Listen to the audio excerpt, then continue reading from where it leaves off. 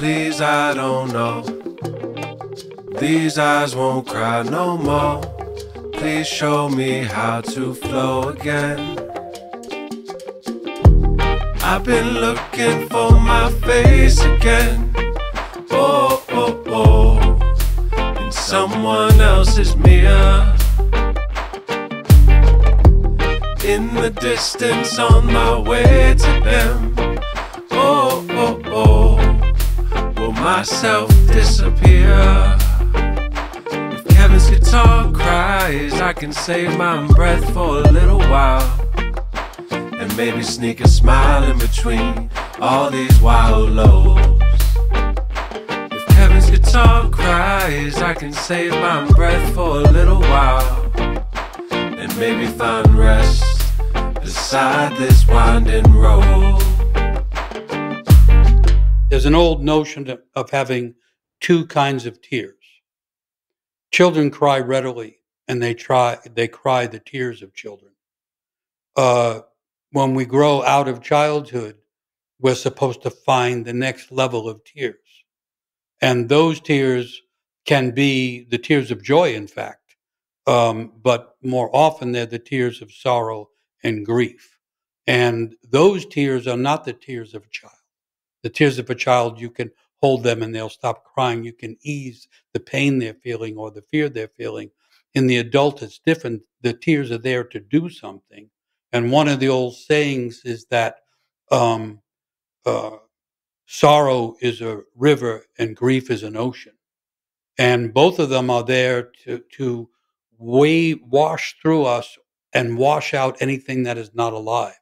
The function of grief is, in one sense, is to return us to a connection with the sorrowful side of life and the sense that things are lost and things die and people get hurt.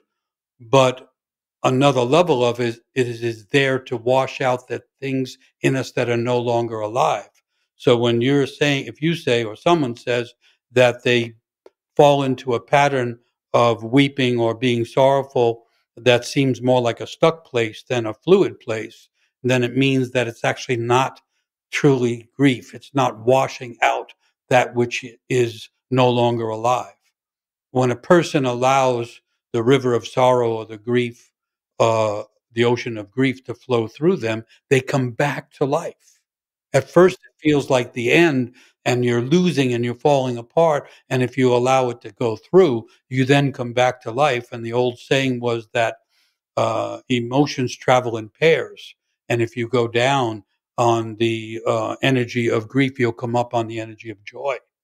And so grief is secretly connected to joy. And if we fully grieve, we find the joy of life again. Now, the distinction also between the river of sorrow and the ocean of grief is that some things are so heavy, some losses are so profound and so existential that a person can get lost in the ocean of grief and they actually have to be helped to come back. The loss of a loved one can throw someone into the depths of the ocean to the degree that they can't really find their own way. And now grief is no longer serving the function of washing away death. It's actually trapping a person in a connection to death. And usually then some assistance is needed as if to bring someone back from the deep waters. But um, when you have like modern cultures that don't really have grief or deny grief, then what happens is everyone loses the capacity for joy and people can be kind of happy. But joyous is not happy. Happy is connected to happenstance. It comes and it goes. Joy is a state of being in which the soul becomes full and recognizes in some sense of fullness the gift of life. Pursuit of joy will lead one to the rivers of sorrow on the way to finding something where the rivers go back to the source of life.